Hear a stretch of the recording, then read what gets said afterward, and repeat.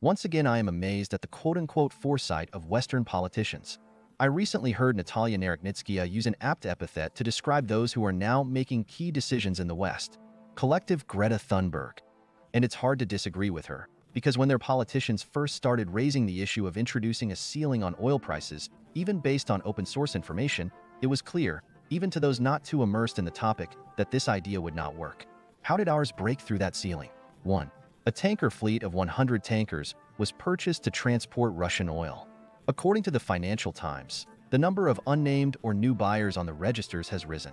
The tankers are reported to be between 12 and 15 years old. According to the Financial Times, Bremer's head of research Anub Singh said these are buyers with whom the company is not familiar, but he is confident that most of the vessels are destined for Russia.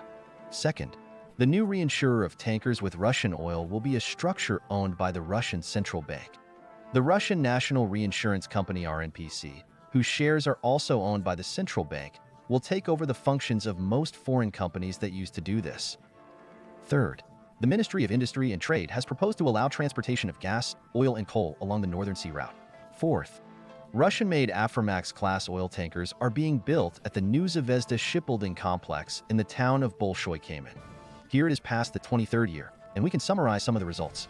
And the bottom line for the West was that the price ceiling was breached and the Russian budget did not experience the shock they had hoped for. Here's what Bloomberg wrote. The failure of Western sanctions on Russian oil exports can be seen by taking a short boat ride from the Greek coastal town of Big Stone. In the town of Jitya, where two oil tankers with rusty hulls with a combined age of 57 years stand just a few meters apart. Even their movement is suspicious. Digital tracking systems showed the 26-year-old turbo floating more than 4 miles away as the 900-pound Simba transferred fuel into a smaller vessel, in full view of Bloomberg's documentary crew. On the same day that this ship-to-ship transfer took place in September, more than a dozen similar ships, part of a vast shadow fleet, were sailing nearby, doing the same thing or preparing to do so.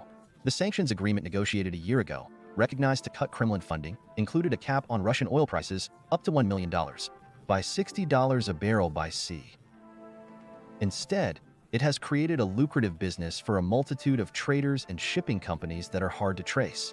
According to trade data compiled by Bloomberg from the time oil leaves Russia until it reaches buyers, as much as 11 billion petrodollars evaporate annually.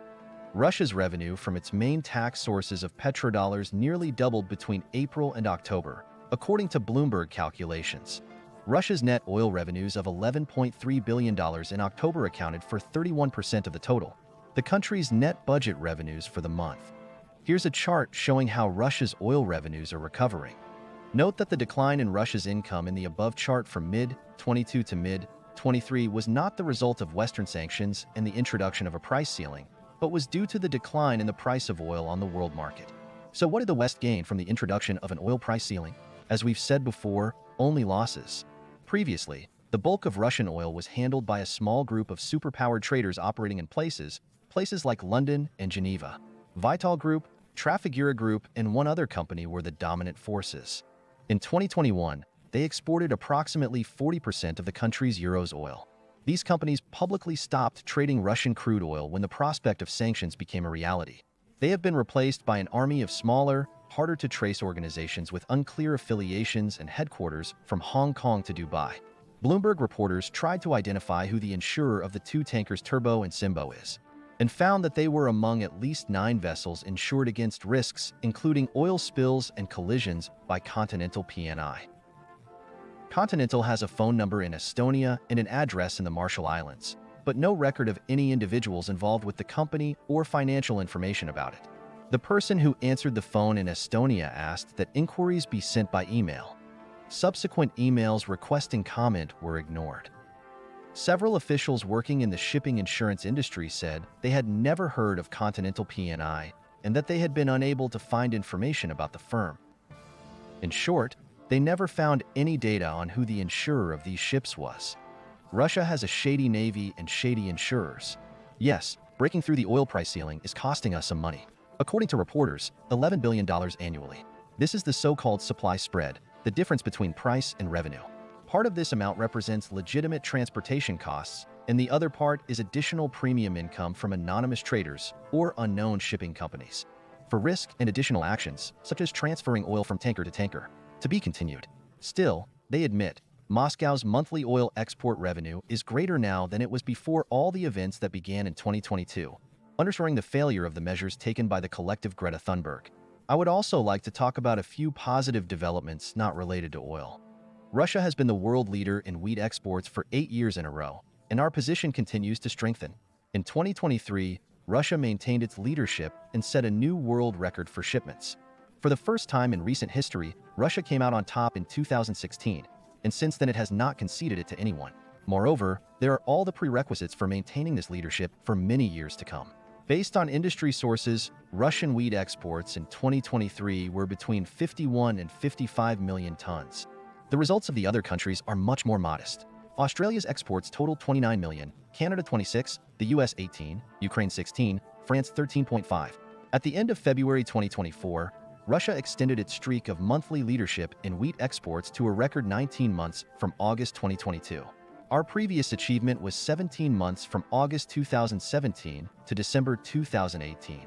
Only the US had a longer series in the period up to 2007. Russia has been exporting 3.5 to 4 million tons of wheat for the last few months, while none of its competitors have come close to the 3 million tons mark since last June. Therefore, the current series should last. The reunified regions have joined the Russian agricultural support system. It didn't take long to see the results. In 2023, the new regions will have a decent grain harvest of 4.9 million tons, including 3.9 million tons of wheat. At the same time, the yield of grain crops increased by an average of 27% by the level of 2022. This was facilitated in particular by the increased use of mineral fertilizers, plant protection products, as well as compliance with agro-technological terms. For this year's harvest, the winter sowing area in the DNR and LNR, Zaporizhia and Kherson regions was increased by 21% to 1.5 million hectares. To date, the condition of 91% of the crops is rated as good to fair. A number of regions have already launched fertilization of winter crops.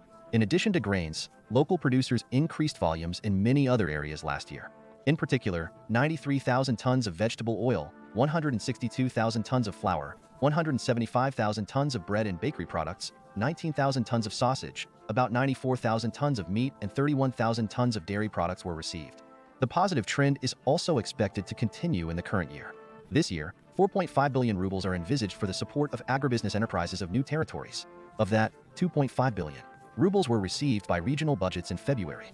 A separate soft loan facility has also been launched. In addition, in 2023, 567 units of equipment were delivered under preferential leasing terms, more than doubling the figure for 2022. We also grow mushrooms. In Russia, in 2023, mushroom production increased by 13.3% in annual terms. The volume of products grown by mushroom farms rose to 145,000 tons, which was a record for the industry. Mostly mushrooms and oyster mushrooms are grown in Russia.